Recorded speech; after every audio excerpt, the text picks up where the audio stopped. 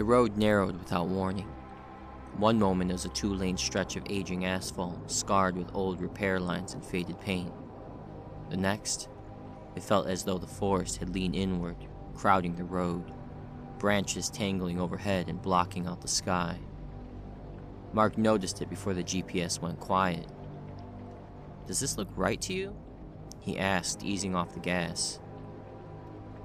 Jenna glanced up from her phone. No signal bars. She hadn't had service for a while, but she hadn't wanted to say anything yet. "The GPS rerouted us back there," she said. "Probably just a shortcut." Mark didn't like shortcuts. In the back seat, Lily tapped her foot to music only she could hear, while Noah pressed his forehead against the window, counting trees in a whisper. 47, 48, 49. The car shuddered. Mark frowned. "Did you feel that?" Before Jenna could answer, the engine coughed once, then again.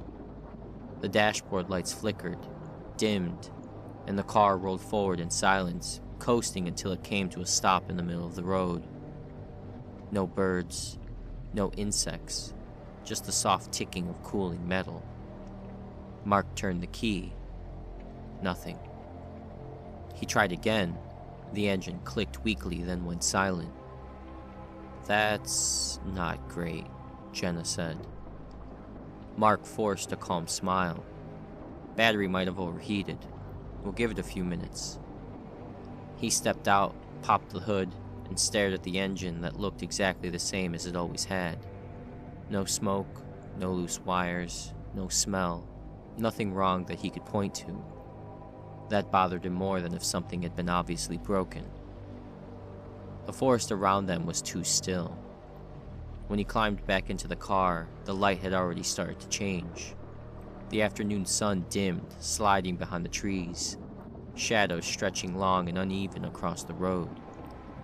Jenna checked her phone again. Still no service. "No one's passed us," she said. Mark nodded. "This isn't a main road." Noah leaned forward between the seats. "Dad?"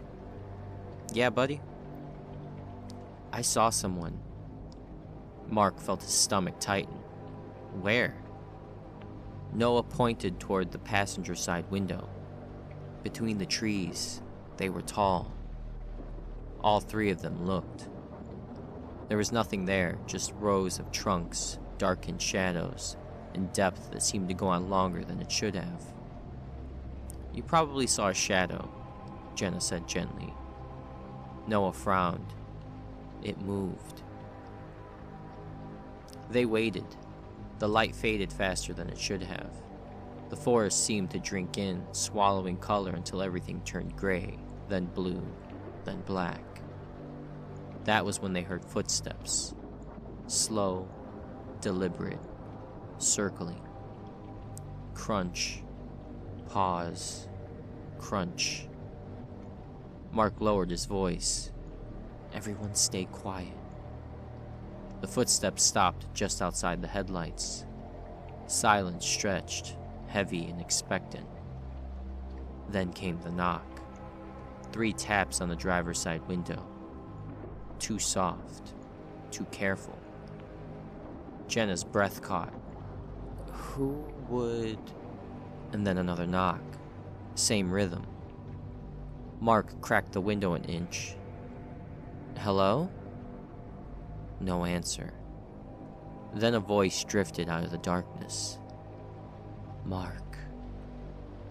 Jenna froze. "Mark," the voice said again. Familiar, but wrong around the edges. "The car won't start, will it?" Mark didn't answer. The voice adjusted itself as if trying again. "Jenna," it said. "It's cold out here." Jenna's hands began to shake. "It knows our names." In the back seat, Lily whispered, "That sounds like Grandma." Their grandmother had been dead for 3 years. A shape stepped into the edge of the headlights.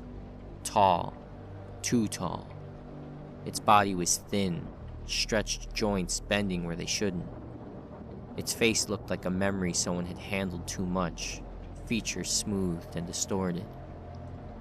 Its eyes reflected the light. Its mouth opened. "Please," it said.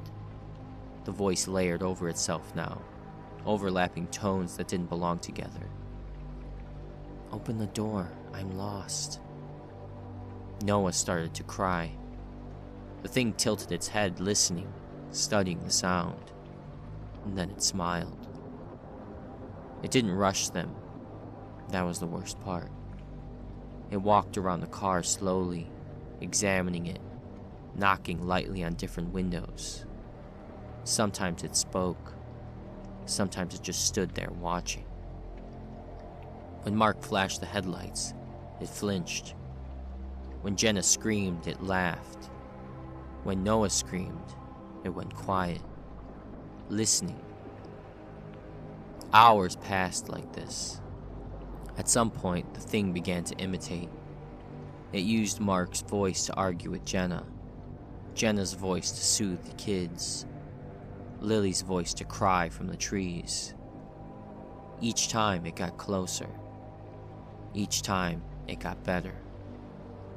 "Dad," Lily whispered, tears streaming down her face. "What if it already got someone?"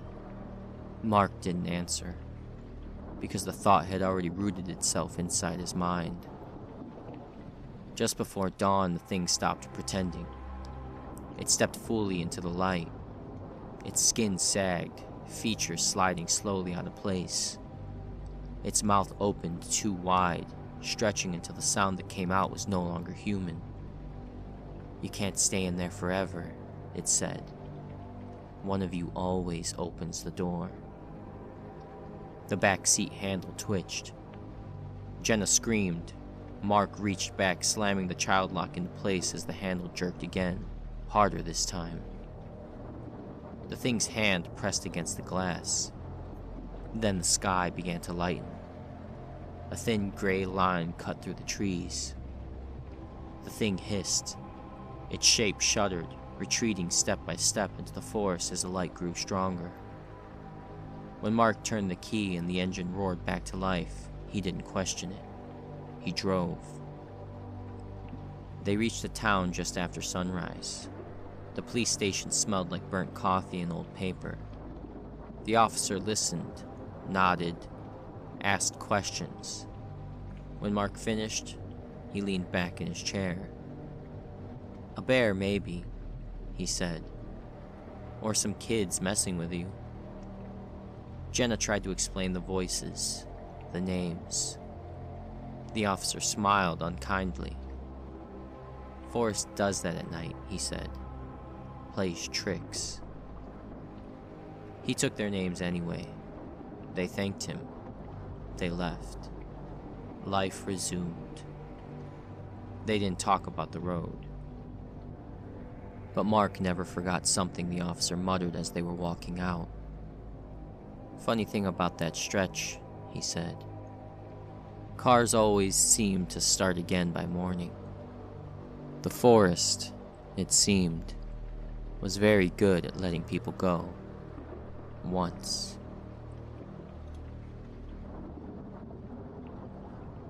If you're listening to this alone, and you hear something outside tonight, don't open the door.